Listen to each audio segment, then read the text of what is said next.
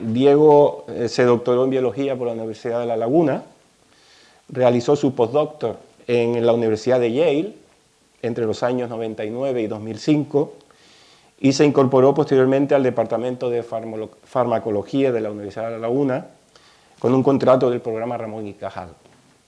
En 2009 se unió al Departamento de Fisiología de la ULL como profesor titular y en el año 2020 alcanzó la condición de catedrático de universidad. Su grupo de investigación estudia el funcionamiento de los receptores hormonales en distintos tejidos y contextos fisiopatológicos, habiendo estado financiado de forma continua por proyectos de investigación obtenidos de convocatorias competitivas de la Agencia Estatal de Investigación, la Comisión Europea y el Gobierno de Canarias. Es evaluador habitual de proyectos de investigación para agencias de financiación de España y de otros países. Ha dirigido una decena de tesis doctorales, ha publicado más de 70 artículos de investigación en revistas internacionales de alto impacto y es miembro de varios comités editoriales de revistas científicas. Actualmente dirige el Instituto Universitario de Tecnologías Biomédicas de la Universidad de La Laguna, es director científico de la Fundación Bioavance del Cabildo de Tenerife y, como digo, la conferencia de hoy pues, se titula Introducción a las nuevas terapias en medicina. Así que, Diego, yo te agradezco la amabilidad que has tenido al aceptar nuestra invitación y espero que te sientas como en tu casa. Buenas tardes, gracias por la introducción, Miguel Ángel, y por la invitación. Es un placer y un privilegio estar aquí en dos visitas muy cortas a la Fundación, hace unos meses cuando contactamos por primera vez y ahora en media hora escasa he podido apreciar rápidamente la obra enorme, la labor enorme que hace esta Fundación y todos los voluntarios que la componen y me fascina, sinceramente. Así que, bueno, ya que estoy aquí aprovecho para felicitarlos por este trabajo tan fantástico. Como ya anunció Miguel Ángel, mi presentación tiene una doble cara, forma parte de los seminarios de Historia de la Ciencia, es la introducción a estas jornadas de terapias biomédicas y por tanto he intentado atender a ambas facetas, intentando contentar a todo el mundo. Es posible que acabe aburriendo a todo el mundo, pero bueno, yo intento hablar un poquito de la historia del desarrollo histórico de la biomedicina y de sus características actuales y cómo esto impacta al cuidado y a la asistencia sanitaria, al final, a la población. Pero ¿qué es esto de la biomedicina? Porque es un término que se presta a confusión. Se utiliza muchísimo en la prensa, en los medios de comunicación, hablando entre científicos. No, pero es que yo me dedico a la biomedicina, ¿pero qué es esto? Y bueno, preparando esta intervención, pues dije, voy a ver cómo se define biomedicina en la web, en los sitios más típicos. Voy a empezar por la definición peor, probablemente para mí. La Fundación BBVA dice que la biomedicina es la ciencia que engloba la medicina y la biología. A ustedes, igual que a mí, nos enseñaron en el colegio que uno no puede definir cosas utilizando los términos que intenta definir en la definición. Eso no me dice nada, ¿verdad? Biomedicina, medicina y biología. Bueno, no aporta mucho. Wikipedia dice que la biomedicina es un término que engloba el conocimiento y la investigación que es común a los campos de la medicina. Aquí tuve que cortar porque era un párrafo muy largo y nombraba todas las especialidades médicas, reumatología, endocrinología, nefrología. Y bueno, eso es medicina, ¿no? ¿Qué es biomedicina entonces? No me sirve tampoco. Voy a seguir la RAE, que yo creo que se acerca un poquito más. Dice que es el conjunto de disciplinas como la bioquímica, la biología molecular y celular, la genética, disciplinas biológicas en realidad, si lo piensan, que desempeñan un papel fundamental en la medicina actual. Yo creo que eso es un poquito más preciso, pero si lo piensan, tampoco me aporta mucho, porque eso es como decir que la ingeniería industrial utiliza disciplinas de la física, ¿verdad? Termodinámica, mecánica, electrodinámica, lo que sea. Bueno, sí, obvio, ¿no? Los ingenieros usan principios de la física. Tampoco me da mucho más eso. Me fui un poquito más lejos a los Institutos Nacionales de la Salud de Estados Unidos. Saben que es una institución federal americana importantísima en investigación biomédica, con una financiación enorme, y dice que es el sistema por el cual los médicos y otros profesionales de la atención de la salud tratan los síntomas y las enfermedades por medio de medicamentos. Yo pensé que eso era el trabajo de un médico, ¿verdad? No de un biomédico, pues tampoco me sirve. Entonces, por ahora no hemos llegado a ninguna conclusión, ¿verdad? No sé qué es la biomedicina. Entonces, si me permiten, voy a ir un poquito más atrás. Esta es la parte de historia que pretendo abordar. Les voy a contar un poco el desarrollo de los conceptos en el campo y a ver si conseguimos definir un poquito mejor qué es esto de la biomedicina, porque es posible que sea un invento que no aporte demasiado. Bueno, perdonen, vuelvo para atrás porque esta parte es muy divertida. Dice, también se llama a la biomedicina medicina alopática, medicina convencional, medicina corriente, medicina occidental. Medicina. No. Bueno, yo creo que la evolución de la biomedicina comienza con el trabajo de Claude Bernard, que como saben, estoy seguro casi todos ustedes, era un médico francés de mitad del siglo XIX, cuya aportación tuvo aportaciones fundamentales, tanto concretas en el estudio de cuestiones concretas del funcionamiento del organismo humano, como en un desarrollo teórico. Él fundó lo que se conoció en ese momento como la medicina experimental, que se basaba en 4 ideas fundamentales, que rompían con el vitalismo y otras corrientes no científicas anteriores. Claude Bernard propuso que la medicina es la interrupción del funcionamiento normal del organismo. Eso que luego se llamó la fisiología, que es el estudio de cómo funciona el organismo humano, proporciona por tanto el punto de referencia a la medicina. Si yo sé cómo funciona normalmente el cuerpo humano, cuando deja de funcionar correctamente, entonces entiendo la enfermedad. Por tanto, Claude Bernard decía que para tratar a un paciente es necesario entender el funcionamiento del organismo.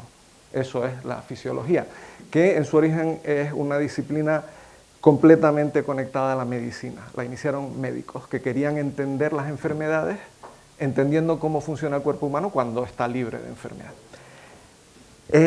Claro, Claude Bernard fue más allá y esto le trajo muchos problemas. Claude Bernard dijo, necesito aplicar el método experimental para poder entender cómo funciona el cuerpo humano, pero ya incluso en el siglo XIX había límites éticos a los experimentos que se pueden hacer con un ser humano y por tanto él propuso el uso de animales de experimentación. Esto le trajo enormes problemas incluso en su casa, donde en su familia se cuentan que se oponían fuertemente al uso de animales de experimentación por parte de Bernard. Si uno hace experimentos, sigue el método científico, concretamente en el caso de la medicina experimental, en la rama hipotético-deductiva. Básicamente lo que proponía Claude Bernard, resumiendo estos 4 pilares, es yo necesito conocer cómo funciona el organismo humano en condiciones normales para entender las enfermedades y para entender el funcionamiento del organismo humano tengo que hacer experimentos, comúnmente con animales, porque son experimentos que no voy a poder hacer con seres humanos. Claro, esto estamos hablando de la segunda mitad del siglo XIX y a partir de aquí empieza un desarrollo progresivo, cada vez más rápido, inicialmente paralelo pero rápidamente confluyente de disciplinas biológicas o médicas que son todas necesarias para entender el funcionamiento de un organismo vivo, como puede ser el ser humano o cualquier otro animal, planta o ser vivo. Por supuesto, la historia de cada una de estas disciplinas, muchos de ustedes la conocen mejor que yo, podríamos emplear horas hablando de esto y es fascinante, pero yo quiero solo resaltar el aspecto de la confluencia. Ustedes piensen que, por ejemplo, Pasteur inicia la teoría microbiana de la enfermedad y el desarrollo de la microbiología moderna, no solo Pasteur, por supuesto, principalmente Pasteur en el siglo XIX. Por separado, los químicos se dan cuenta de que las sustancias químicas que forman las células, las reacciones químicas que ocurren en las células, no son diferentes de las reacciones orgánicas en la química del carbono que se puede dar fuera de una célula. El famoso trabajo con la urea, cuando se descubre que la urea es un producto que se puede sintetizar en el laboratorio, pero que también las células pueden producir. A la vez nos damos cuenta, por separado, que los las leyes fundamentales de la física se aplican a las células. Y aquí es fundamental el estudio de los tejidos excitables, de las neuronas, de la musculatura, los diferentes tipos de fibras musculares. Descubrimos que esas células tienen diferencias de potencial a través de su membrana, tienen corrientes eléctricas, no llevadas por electrones, sino por iones, pero son corrientes eléctricas que siguen las leyes del electromagnetismo, la ley de Ohm, exactamente igual que un circuito eléctrico construido en un laboratorio, en donde sea. Y esto no es, ahora nos resulta obvio, pero no fue una gran revolución, darse cuenta de que las leyes físicas se aplican a los organismos vivos. Particularmente interesante para mí es el desarrollo de la genética, porque la genética yo me atrevería a decir que es la única disciplina puramente biológica. Lo demás es física y química, y matemáticas, si ustedes lo piensan, ¿verdad? La biología no existe en realidad, salvo por la genética. La genética es el estudio de la herencia, como, bueno, es un hecho que todos conocemos, que los hijos se parecen a sus padres y las hijas se parecen a sus padres y madres. Se transmiten caracteres con alta frecuencia, es una cosa que se puede detectar y todos están familiarizados con el trabajo de Mendel, que enuncia unas leyes teóricas que rigen la herencia. Por supuesto es un trabajo muy teórico porque no se conoce cuál es el sustrato químico de la herencia. Cuando Mendel, y durante décadas después de que Mendel enunciara sus leyes, se sabía qué leyes gobernaban la herencia de los caracteres, pero no se sabía cuál era el sustrato químico. Y esa fue una pregunta que no se pudo contestar hasta la segunda mitad del siglo XX, en realidad. De ese asunto concreto se ocupa al principio la biología molecular. Todos hemos oído hablar de Watson y Crick, de la doble hélice. El inicio de la biología molecular es, bueno, y por supuesto el trabajo de Hershey y Chase, determinando que los ácidos nucleicos son el sustrato químico de los genes. Los genes eran una unidad de información completamente teórica, no sabíamos en qué consistían los genes. Bueno, la biología molecular inicialmente se ocupa de cuál es el sustrato químico de la herencia, pero inmediatamente se amplía, porque claro, una vez que yo descubro que los genes están hechos de DNA y cómo se transmite esa información para fabricar proteínas, se enuncia la hipótesis de un gen, una enzima, que ustedes también conocerán. Básicamente lo que se acaba llegando es a la conclusión de que el metabolismo, la química de los organismos vivos, está regida por los genes que tienen la información para fabricar proteínas.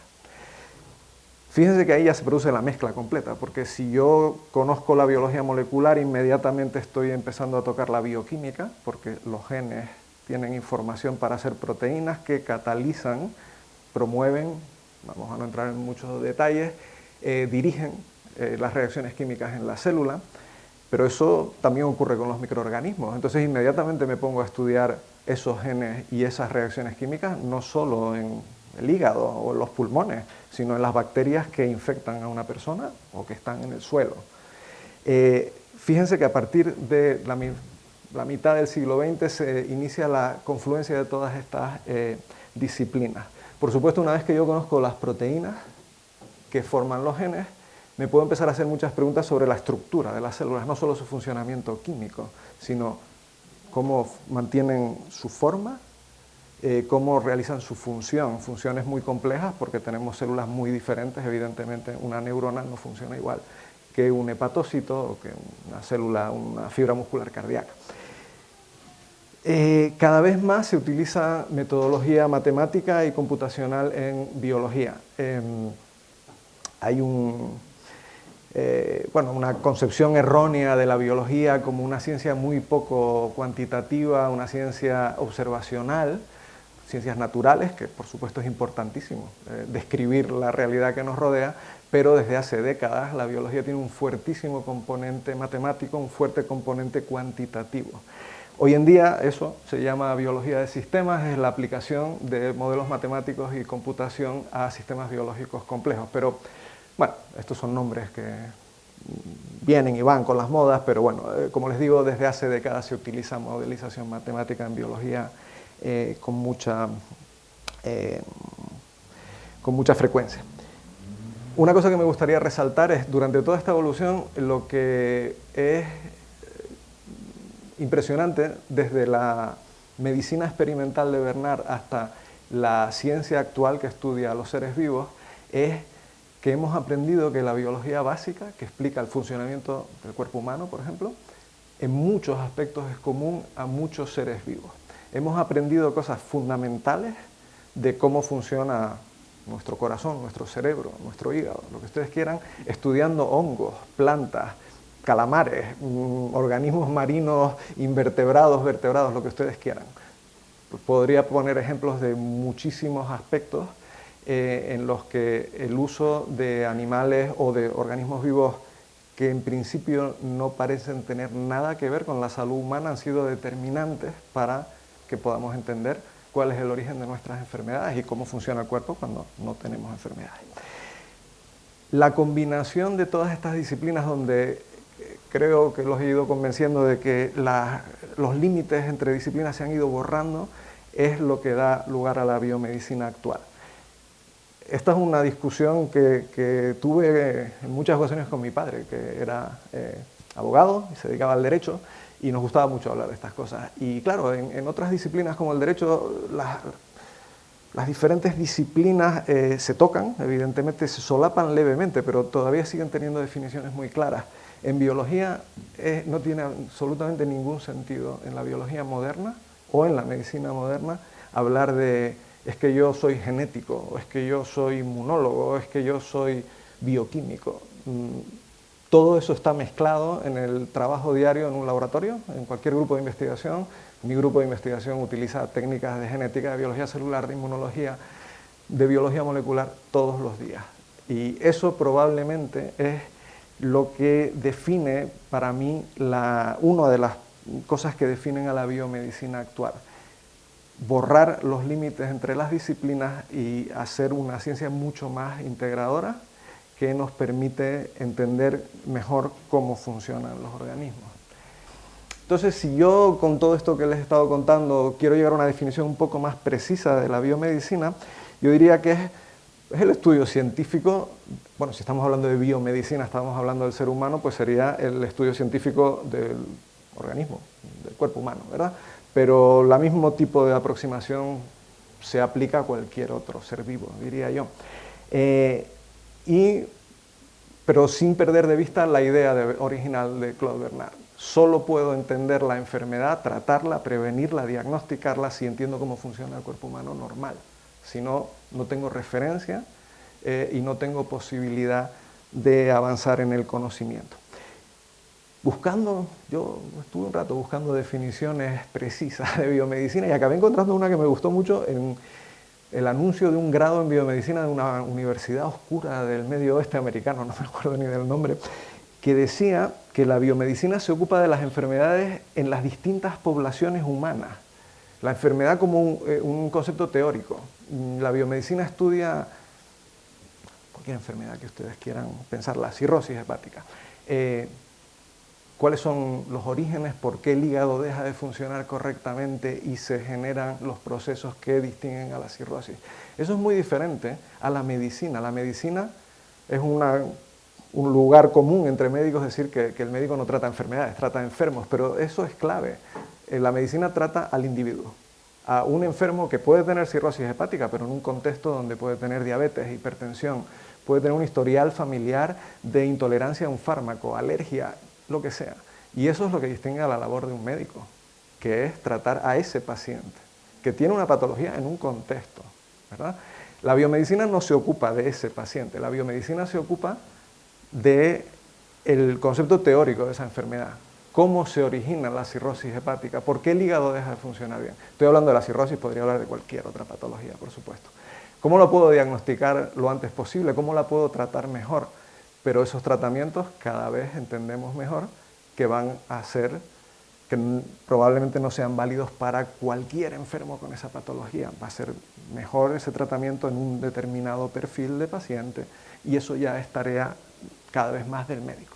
Entonces, yo creo que esa es para mí la definición más satisfactoria que he encontrado de biomedicina.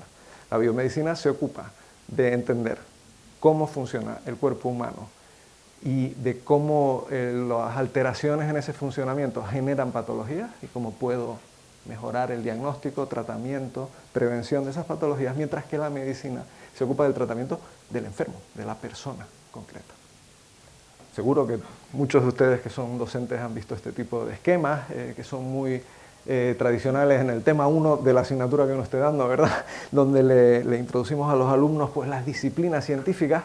Yo lo que les he intentado decir es que al menos en la biología moderna este tipo de distinciones entre lo que es la química que se ocupa de átomos y moléculas, la biología molecular, celular, fisiología, esto se ha borrado por completo. Yo soy profesor de fisiología y en mis clases, en mi actividad diaria, trato con átomos y moléculas. No solamente, pero también acabo hablando de conceptos de mecánica cardíaca, por ejemplo, o de presiones transmurales en los vasos sanguíneos.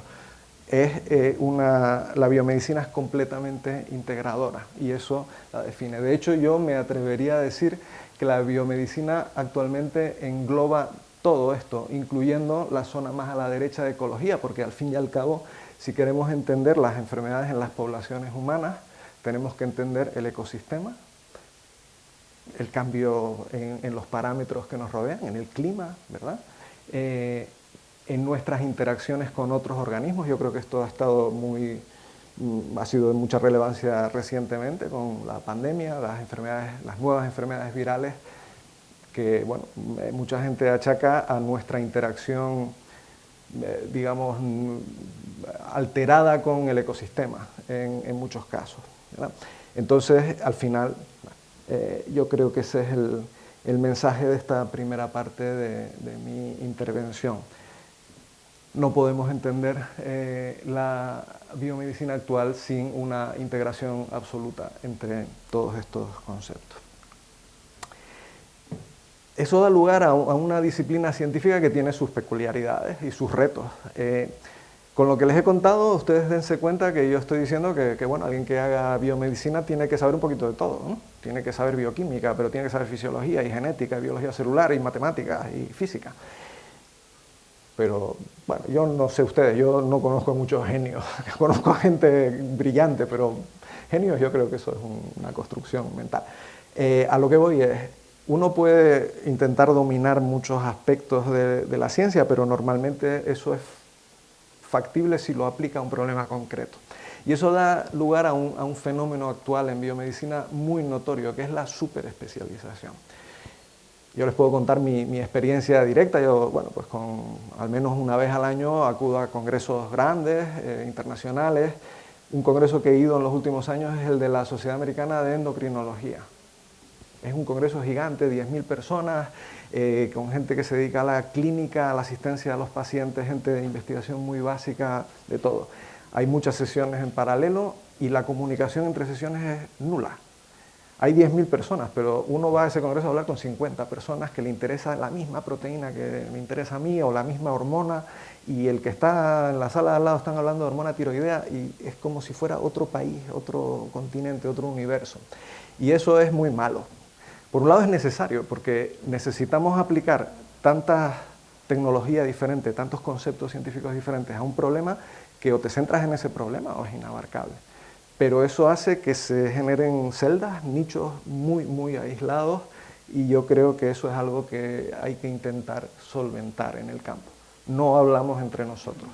Incluso dentro de patologías concretas, algo bueno, relacionado con mi trabajo es la hipertensión. Hay muchos motivos, no sé, habrá algún médico en la sala quizá, seguro que sabe mucho más que yo de esto. La hipertensión puede tener muchos motivos.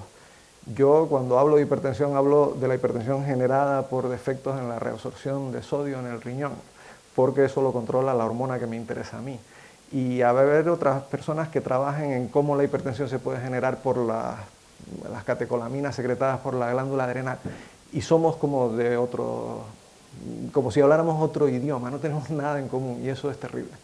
Entonces, bueno, este es un problema que se ha reconocido y que hay intentos por solventar, intentar cruzar un poquito más las áreas hiperespecializadas. Pero ya digo, es casi una consecuencia del desarrollo histórico de la biomedicina. Constantemente estamos en biomedicina jugando entre la investigación básica y la investigación aplicada. Ustedes habrán oído, incluso habrán expresado la opinión, que yo la puedo comprender, La investigación hay que financiarla, pero hay que financiar investigación que sea útil, que sirva para algo, ¿verdad? Claro, cuando uno se mete un poquito en la historia del desarrollo de esta ciencia, ve que muchos desarrollos fundamentales para entender enfermedades humanas, procesos naturales o patológicos en el ser humano, han venido de investigación que no tenía absolutamente nada que ver. Uno de los ejemplos más clásicos es el trabajo básico que hizo que entendiéramos el proceso de apoptosis, de cómo las células pueden disparar su propia muerte para regular muchos aspectos del crecimiento de los tejidos, fundamental. Eso se entendió estudiando el gusano, el C. elegans, que es un gusanito del suelo que tiene 220 células y no se parece en nada a un mamífero, a un ser humano. Y los conceptos básicos de apoptosis salieron de que alguien tenía curiosidad por el proceso y utilizó este gusanito pues porque era fácil de estudiar. Y hubiera sido muy fácil no financiarlo y decirles que esto no tiene nada que ver con la enfermedad de nadie, ¿verdad? Entonces, bueno, yo creo que aunque la biomedicina tiene una intención final muy aplicada, que es mejorar el diagnóstico, prevención y tratamiento de las enfermedades humanas, nunca puede olvidar la investigación básica, la curiosidad. ¿Cómo funciona esto? ¿Cómo una neurona le transmite información a la otra? ¿Y cómo se almacena esa información? Y esto que puede ser importante para el Alzheimer, la epilepsia, el proceso de aprendizaje, sí, seguro. Pero exactamente de qué no lo sabemos todavía, por poner un ejemplo. No pretendo ir por la lista de forma exhaustiva porque uno de mis objetivos es no terminar de aburrirlos a todos, pero yo puse aquí una lista de algunos conceptos que me parece interesante discutir. Cada vez hay más tendencia a integrar la investigación académica, digamos, la investigación por el afán de conocimiento, el afán de contribuir a la sociedad con la investigación comercial, industrial. La biomedicina tiene una aplicación enorme en las poblaciones y eso hace que tenga una repercusión económica enorme. Entonces, bueno, pues nos puede gustar más o menos, pero el aspecto económico de la biomedicina es cada vez más prevalente y hay que tenerlo en cuenta. Y esa es una discusión muy larga y muy interesante.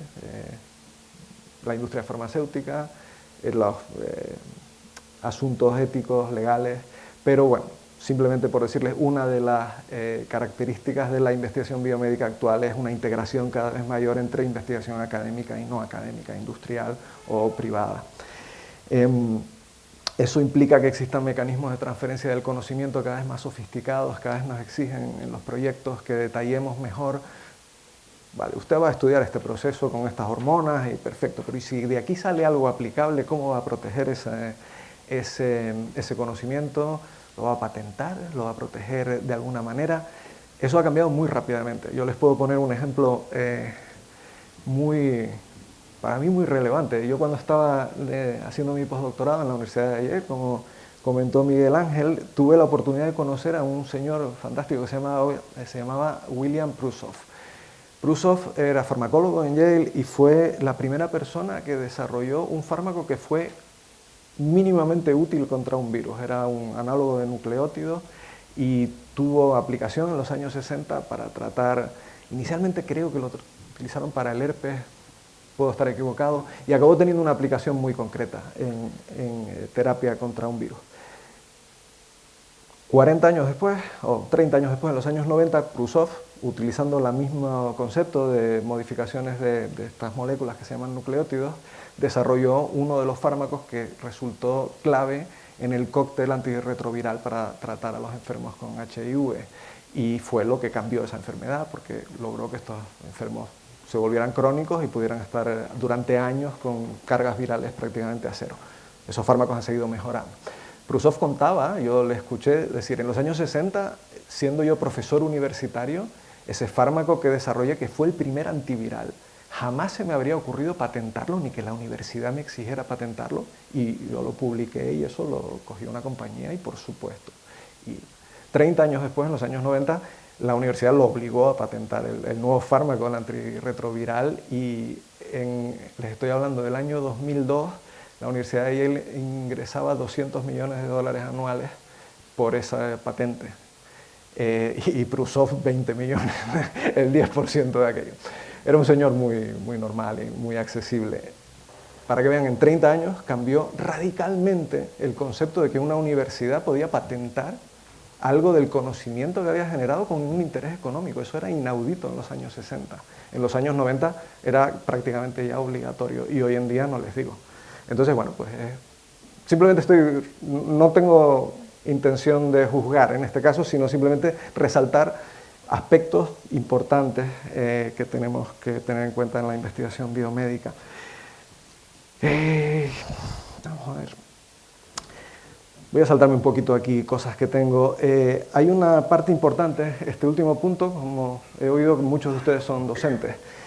Claro, fíjense que todo esto que les estoy contando cambia muchos conceptos de docencia, porque las carreras tradicionales no parecen, en principio, preparar para este tipo de investigación tan transdisciplinar o interdisciplinar.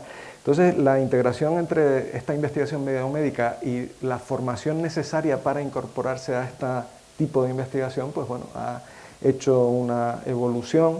Hoy en día hay grados en biomedicina, cursos en biomedicina, se ha hecho muy prevalente, que no son ni biología ni medicina, sino una mezcla que también tiene que tener física y química y matemáticas. Uno podría argumentar, yo cuando estudié biología, y seguro que algunos de ustedes también, ¿verdad? Pues dábamos física, química, matemáticas, biología celular, molecular. Pero bueno, yo creo que la integración de esas disciplinas tiene que cambiar un poquito para adaptarse a esta realidad. Por divertirme, hice una búsqueda muy rápida, lo primero que se me ocurrió en Google, y encontré esta página web buscando grados en el Reino Unido, y yo puse como palabra clave, ciencias biomédicas, y me salieron 359 cursos en 106 universidades del Reino Unido. Es absolutamente inabarcable. En España no es tan exagerado, pero también vamos en la misma dirección, no les digo en Estados Unidos. La biomedicina se ha trasladado a la formación. Hoy en día ya no es, o sea, se ha incorporado este concepto de que tenemos que hacer una integración muy amplia para poder formar personas que se puedan dedicar a este tipo de actividad. Esta era, digamos, la primera parte de mi charla. La segunda parte, mi intención era contarles algunos ejemplos concretos de desarrollo de terapias en biomedicina, pero luego lo pensé y digo, yo realmente estoy dando la introducción a estas jornadas, que ya comentó Miguel Ángel. En los próximos días, cuando ustedes asistan, van a tener ejemplos fantásticos de gente realmente buena. Quiero decir, tengo el placer de conocer personalmente a algunos de los conferenciantes, y les aseguro que son de primera línea. Les van a hablar de, miren, el título de la conferencia de Lluís Montoliu es muy relevante, desde el maíz y las bacterias a los ratones y los seres humanos. Es una de las cosas que les he estado intentando resaltar. Estamos obteniendo conocimiento de absolutamente todos los organismos. La referencia al maíz, evidentemente, es por Barbara McClintock y el descubrimiento de los elementos genéticos móviles, que fue una cosa muy oscura cuando se inició en los años 60, creo recordar, del siglo pasado, y ahora es algo importantísimo en genética humana. Por supuesto, el tema es inabarcable. Ustedes van a tener 4 conferencias en 4 aspectos. Luis les va a hablar de edición genética. Paula Río les va a hablar de, bueno, pues un tipo de terapia genética en enfermedades hematológicas. Interesantísimo. Por supuesto, ese tipo de conceptos se pueden aplicar a muchas otras patologías. Luego esperemos que el doctor Santamaría pueda venir a hablarles de terapias en cáncer. La terapia del cáncer está sufriendo un cambio absolutamente impresionante que se mide por años. La terapia de determinados tipos de cánceres es diferente ahora que hace 5 años, aplicando muchos conceptos de inmunología, sobre todo de edición genética, todo basado en técnicas de DNA recombinante. Es una auténtica revolución, y yo creo que es una de las áreas donde se puede ver esta confluencia tan impresionante de todas estas disciplinas que se iniciaron por separado y que han acabado haciendo una confluencia, como digo, muy, muy notoria. tenía la tentación de utilizar la pandemia y el COVID para poner algunos de estos ejemplos. Desafortunadamente el COVID, yo creo que aquí estoy predicando al coro, como dicen los americanos, probablemente todos ustedes están convencidos de la utilidad de la ciencia, pero yo soy consciente de bueno, la polémica que ha llevado, la politización que ha llevado muchos de los aspectos científicos de la lucha contra el COVID, pero lo que sí les puedo asegurar, y eso trasciende a la política, es que inicialmente, durante la pandemia, la caracterización del virus se realizó en tiempos que hace 10 años hubieran sido completamente impensables. Para mí el ejemplo más impresionante es la publicación de la estructura tridimensional atómica de la proteína Spike, famosa, con la que el virus se une a las células. Eso se hizo en 2 meses, incluyendo mutaciones en la proteína, o sea, varias estructuras. Se publicó en Nature, yo creo que en marzo de 2020. 10 años antes ese trabajo hubiera requerido al menos 5 años de trabajo de los grupos más potentes del mundo en biología estructural. Esos mismos grupos potentes hicieron el trabajo en 2 meses en 2020. Y eso no es ni magia, ni ninguna confabulación, ni nada. Es simplemente que el desarrollo de la ciencia es exponencial y que la biomedicina a principios del siglo XXI ha llegado a un nivel de avance tecnológico absolutamente impresionante, combinando un montón de tecnologías que permiten hacer cosas ahora que hace 20 años eran absolutamente impensables. Muchos ejemplos de cosas así que podríamos discutir. En todo caso, para no aburrirles con esto, yo no les voy a contar cosas de esas, así generales, porque van a tener conferencias muy interesantes. También la de la doctora Martín Bermudo les va a hablar pues, de un modelo que es la mosca de la fruta, Drosophila melanogaster, que ha sido también fundamental para estudiar no solo la herencia, sino muchos otros aspectos de la fisiología humana. Entonces los ejemplos así más generales se los dejo. Yo voy a utilizar los últimos minutos de la charla para hacer un poco de publicidad local. Yo lo que les quiero transmitir es que este fenómeno de la biomedicina se produce a nivel mundial, es importante porque es una revolución científica con un impacto muy directo en las vidas de las personas, en la asistencia sanitaria, pero no solo en la asistencia sanitaria, también en la prevención de enfermedades. Cada vez entendemos mejor de dónde vienen las enfermedades y podemos aconsejar mejor a la población en cuestiones nutricionales, de ejercicio, etc. Y yo les quería pues, contar un poco lo que hacemos localmente, porque también en Tenerife pues, nos hemos bueno, pues, unido a este tipo de aproximaciones. Yo soy, como les comentó Miguel Ángel, actualmente el director de un instituto universitario que se llama el Instituto de Tecnologías Biomédicas. No somos los únicos que hacemos biomedicina en Tenerife, ni mucho menos, pero bueno, es un instituto que agrupa a muchos grupos de investigación de la Universidad de La Laguna y de los hospitales universitarios, de Canarias y de Nuestra Señora de la Candelaria, con esta aproximación común. Estudiamos, ahora les comentaré, enfermedades muy diferentes, pero siempre la aproximación común es esta. Tenemos que reunir técnicas desde física básica, desde bioquímica hasta fisiología o incluso biología de sistemas para entender cómo funciona el cuerpo y cómo se originan las enfermedades. Este instituto se creó ya en 2006, aquí fue fundamental el profesor Rafael Alonso Solís, que fue su director desde 2010 a 2018, y siempre hemos contado con el apoyo decidido del Cabildo de Tenerife a través de parte de una fundación, de la que también soy director, porque el director del instituto es el director de la fundación, no por otra cosa. Se llama la Fundación Bioavance y presta una ayuda fundamental al instituto por todas estas cuestiones que les estaba comentando. La gestión de la investigación biomédica es cada vez más compleja. Por los asuntos es cara, o sea que hay que gestionar presupuestos grandes con todas las complicaciones administrativas que tiene. Hay que gestionar toda la parte ética de experimentación con animales, que está muy regulada, no puede uno hacer lo que quiere, sino hay que cumplir la legislación, por supuesto. Hay que gestionar la transferencia del conocimiento, los acuerdos con empresas farmacéuticas, con otro tipo de industria. Todo eso que rodea la investigación biomédica tan complejo, cada vez más requiere la ayuda especializada de fundaciones. Las instituciones tradicionales, las universidades, se ven limitadas para hacer este tipo de trabajo. La universidad nos apoya, sin duda, no es una crítica, simplemente es que la universidad es generalista y la gestión de la investigación biomédica es muy particular. Entonces tenemos la suerte de contar con esta fundación. Esto me lo voy a saltar. Bueno, el instituto se ha ido desarrollando gracias a obtener financiación competitiva. Hemos logrado competir con éxito en esto. Y les voy a dar unos pocos números sobre el instituto. Esto no es, créanme, para decir, miren qué buenos somos. En ciencia rápidamente uno aprende que si uno piensa que es bueno, rápidamente descubre que hay alguien mucho mejor.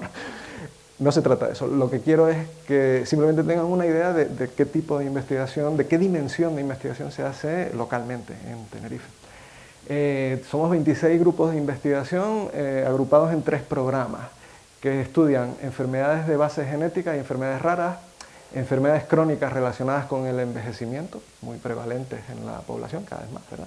Hipertensión, diabetes, enfermedades reumatológicas, autoinmunes, etc. Y también enfermedades del sistema nervioso, neurobiología y enfermedades del sistema nervioso, neurodegenerativas particularmente. Estos 3 programas, les confieso que los tenemos ahí para dar la impresión al público de que cubrimos los aspectos más importantes, o muchos aspectos importantes de la salud humana, pero para nuestro funcionamiento diario no tienen prácticamente sentido. ¿Por qué? Por lo que les comentaba de la interdisciplinariedad. Yo estoy integrado en el programa número 2, porque trabajo con cosas relacionadas con hipertensión, y constantemente me comunico con grupos de los otros programas, porque usamos técnicas en común, colaboramos, utilizamos reactivos comunes, colaboraciones más o menos formales. Estos no son departamentos universitarios al estilo antiguo, donde estaban los biólogos celulares y los genéticos y los anatomistas y no se hablaban por el pasillo. Todo lo contrario, estamos completamente mezclados. Aparte de eso, la tecnología es muy compleja, entonces necesitamos plataformas de servicios. Tenemos un servicio de imagen y microscopía avanzada. No es factible hoy en día, ni siquiera los grupos más potentes de investigación en los sitios con mejor financiación y más desarrollados no pueden tener todos los microscopios que necesitan. Tenemos equipos de microscopía de valores económicos altísimos que cuestan 1 millón de euros, cosas así. Son equipos comunes que hay que gestionar, son muy delicados de utilizar y son servicios comunes que pueden usar todos los grupos con una normativa de uso. Entonces, este tipo de plataformas son esenciales y los verán ustedes en todos los grandes centros de investigación biomédica en el mundo. No les voy a detallar todos, pero bueno, hay algunos que tienen que ver con el uso de modelos animales de enfermedad, de técnicas de proteómica, etcétera, etcétera, y cosas más aplicadas como ya la evaluación de tecnologías sanitarias o la gestión de la transferencia y la innovación. Bueno, pues el centro tiene 57 investigadores que venimos de 10 departamentos diferentes de la universidad y de los 2 hospitales universitarios de muchos servicios asistenciales. Otra vez, la interdisciplinariedad. Yo me relaciono con mis compañeros del instituto no si son de este departamento o de aquel servicio, sino de qué técnicas utilizan, cuáles son sus intereses y cómo podemos colaborar.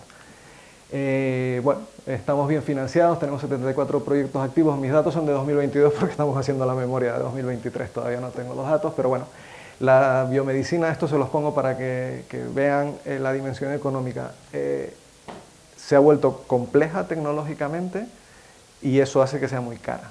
Las herramientas que utilizamos son sofisticadas, muchas de ellas son comerciales ya, pero requiere financiación alta. No se puede pretender hacer investigación biomédica competitiva con presupuestos muy bajos porque simplemente es imposible. No solo los equipos, sino también los reactivos, el personal, etc. Bueno, eso hace que podamos publicar, tenemos muchas colaboraciones internacionales, yo creo que el perfil del instituto es muy internacional y eso es muy bueno, y publicamos pues en buenas revistas científicas y además hacemos acciones de transferencia. En el 2022, por ejemplo, pues hubo 11 actividades de transferencia estilo patentes o convenios de colaboración con empresas farmacéuticas y proyectos de transferencia tecnológica financiados por el Cabildo de Tenerife en un programa que se llama Agustín de Bettencourt, que se hace mucha referencia también a esta fundación. Tenemos un aspecto importante de divulgación, recibimos, por ejemplo, organizamos seminarios de investigación, Vamos nosotros también a sitios como yo voy a contar nuestra actividad, recibimos grupos de niños de colegio, de secundaria, de primaria. Como sé que muchos de ustedes tienen ese tipo de actividad, les invito por favor a que nos contacten. Nosotros estamos encantados de recibir visitas, no necesariamente de estudiantes, también pueden ser de adultos. Si la Fundación Orotava quiere organizar una visita, nosotros tenemos la puerta abierta, por supuesto, y encantados. Y yo les animo porque son instalaciones peculiares, diferentes, son laboratorios muy especializados y son interesantes de ver, a quien le interese este tipo de cuestiones. Y esto es lo mejor de todo, pues ahora tenemos una nueva sede en la Facultad de Medicina, un edificio dedicado a la investigación. Es un edificio que financia el Cabildo de Tenerife. Inicialmente es un préstamo del Instituto de Salud Carlos III, fueron 8 millones de euros en la construcción, y es un edificio completamente diseñado para investigación. El equipamiento, todo el diseño es para laboratorios de investigación biomédica. Por eso les digo que la visita puede resultarles muy interesante. Este edificio tiene aquí unas neuronas en la pared. Tenemos un nefrólogo indignado que quiere poner glomérulos. Dice que qué hacen neuronas en la pared, pero no le vamos a dejar quitar las neuronas, que son muy bonitas. Por dentro tenemos instalaciones para hacer seminarios y hacer la parte de gestión.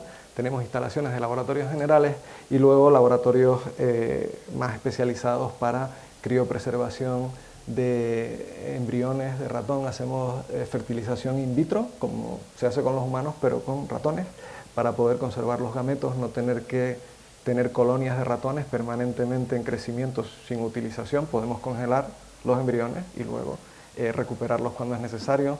Cada vez más se tiende entre centros de investigación biomédica en el mundo a intercambiar modelos animales de enfermedad, ratoncitos que por las mutaciones que hemos introducido simulan o generan algo parecido a una enfermedad humana. Si alguien lo ha desarrollado en otro centro, no lo vas a desarrollar tú, te aprovechas del trabajo de otro centro. El transporte de animales es muy complejo, las líneas aéreas cada vez son más opuestas a este tipo de cosas, aunque se hace siguiendo una regulación muy estricta. Últimamente cada vez lo que hacemos más es transportar o los gametos o los embriones y hacer fertilización in vitro, de forma que se evita, por supuesto, es mejor para el bienestar animal, los animales no tienen que viajar y da muchos menos problemas logísticos. En el sótano de este edificio hay unas nuevas instalaciones del animalario. Eso ya no es solo de nuestro instituto, sino de toda la universidad. Son instalaciones muy avanzadas para poder manejar este tipo de modelos de enfermedad, sobre todo de ratones transgénicos con modificación genética, de forma segura para los ratones y para los investigadores. Mucha gente se imagina la experimentación animal como algo feo, sucio y terrible. Ya les digo, tenemos una legislación que cumplir muy estricta y los propios investigadores somos los interesados en, uno, hacer el menor cantidad de experimentos posibles con animales, porque son difíciles, caros y variables, y es muy difícil, pero además queremos que los animales estén en las mejores condiciones posibles. Nadie quiere estudiar una enfermedad en un ratón que tiene otra enfermedad, ¿verdad? Entonces los tenemos en salas blancas, completamente libres de infecciones, tienen test para seguir la posible aparición de virus, parásitos, están en condiciones donde el aire está filtrado, la comida está esterilizada y autoclavada. Bueno, les puedo contar muchos detalles de cómo se tratan a los animales para que estén en las mejores condiciones posibles. Me gusta dar ese mensaje porque creo que es conveniente que la sociedad sepa que esto se hace con mucho cuidado y con unas normas muy estrictas. Me voy a atrever a aburrir los 5 minutitos más y les cuento solamente 3 proyectos entre los 26 grupos. Pues bueno, podría estarles hablando mucho rato de lo que hacemos. Les voy a contar 3 cosas, 3 ejemplos concretos de investigación biomédica desarrollada aquí, que bueno, pues es relevante por cuestiones diferentes. El primer ejemplo que les quería poner es el del grupo de Eduardo Salido. Eduardo Salido es actualmente el jefe de servicio de anatomía patológica del Hospital Universitario de Canarias, o sea, se dedica al diagnóstico, ¿verdad?, de enfermedades, sobre todo con muestras, biopsias, tumores, etc.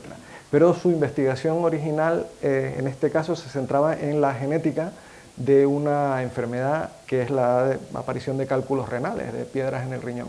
Él descubrió que en Canarias hay una forma de esta enfermedad que es hereditaria y es muy extrema y que es muy rara en el mundo, pero en Canarias es un poquito más común de lo normal y bueno, pues eso tiene una explicación genética. El doctor Salido descubrió cuál era la base genética de esa prevalencia de esa enfermedad aquí, particularmente en La Gomera. Estudió ese gen, vio que era una enzima, desarrolló ratoncitos modificados genéticamente que desarrollaban los cálculos renales, desarrolló posibles terapias, se metió en la bioquímica de estas rutas metabólicas que generaban estos cristales de oxalato y acabó desarrollando un posible tratamiento. Para eso se creó una empresa spin-off, se llama, una pequeña empresa de base tecnológica que tenía su sede en la universidad, que murió de éxito. Las empresas en biomedicina lo que quieren es morir de éxito. Son empresas pequeñas que hacen el desarrollo inicial y en cuanto eso es prometedor, el coste de los ensayos clínicos es tan enorme que una empresa pequeña jamás va a poder hacerlo. Y lo que quieren es que los compre una empresa grande. Y ese es el éxito de ese tipo de empresas. Bueno, pues esta empresa desapareció porque ha seguido al siguiente nivel. Ahora la ha absorbido una empresa americana que se llama Cantero, que ya están en fase 2, o sea, en la segunda fase de ensayo clínico con un fármaco para tratar esta variante de cálculos renales muy grave. Entonces, bueno, ha sido, yo creo que es un muy buen ejemplo de investigación biomédica, desde la genética básica, toda la bioquímica, la farmacología, hasta la aplicación clínica. Otro grupo muy activo en el instituto es el de los doctores Armando Torres y Esteban Porrini, que se dedican a la nefrología experimental. Una de las grandes dificultades en nefrología es evaluar la función del riñón. Algunos de nosotros puede que tengamos nuestro riñón ya muy deteriorado, pero no vamos a tener síntomas hasta que esté realmente deteriorado. La forma tradicional de medir esto es, ustedes les sonará en los ensayos, en los análisis clínicos, una molécula que se llama creatinina. Eso es útil, pero tiene limitaciones en muchos tipos de pacientes. No les voy a contar más detalles, pero bueno, pues este grupo ha desarrollado una aplicación nueva, otra forma de medir la función renal de forma muy poquito invasiva, es una inyección y luego sacar gotitas de sangre como con un glucómetro, muy fácil, y es mucho más preciso para medir la función renal, lo bien que funcionan nuestros riñones. Y eso tiene aplicaciones enormes y también tiene aplicaciones en países en vías de desarrollo, porque la técnica se puede adaptar para utilizar esas gotitas de sangre en unos cartoncitos que se pueden enviar por correo, en una carta normal y corriente, y hacer el análisis en el laboratorio del instituto y determinar pues, la función renal de alguien que vive en un sitio aislado y que no tiene acceso a laboratorios avanzados en ese sitio. Bueno, este es un proyecto que está recibiendo financiación competitiva europea y nacional muy potente, porque ya han creado un consorcio de 9 hospitales españoles donde ya los analistas clínicos de esos hospitales vienen a nuestro instituto a aprender esta técnica nueva, o sea que es otra historia de éxito diferente a la anterior. Por acabarles, este es otro grupo que es todo lo contrario. Les he estado hablando de cosas que van hacia lo aplicado. Este es un grupo que trabaja en un tipo de proteínas que se llaman canales iónicos. También ha estado muy bien financiado por proyectos europeos. Este es un grupo de un perfil internacional muy relevante. Y son preguntas muy básicas de cómo funcionan las neuronas, y ellos han descubierto que hay proteínas en la sinapsis que funcionan unas pegaditas a otras. Y les cuento esto porque les quiero resaltar que este es un proyecto clásico en biomedicina impulsado originalmente por la curiosidad.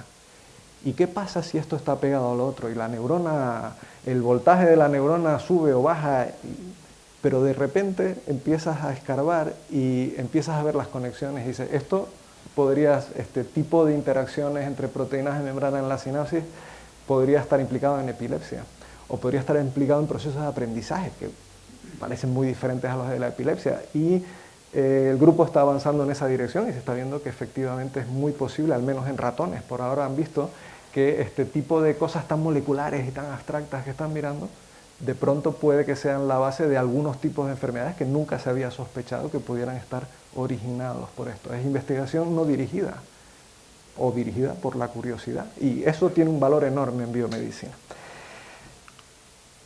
Para acabar, y ahora ya dejo de hablar, parece una obviedad, pero a mí me gusta resaltarlo. La investigación biomédica o de cualquier otro estilo es una actividad humana sujeta a todas las cosas buenas y malas que tenemos los seres humanos, y es una actividad que está integrada en la sociedad. Entonces, por eso a mí me parece tan importante este tipo de acciones como los que lleva a cabo la Fundación Orotava. La sociedad necesita ciudadanos formados e informados también en ciencia y en investigación biomédica para que vean el valor de lo que se hace y puedan ejercer como elementos políticos, ¿verdad?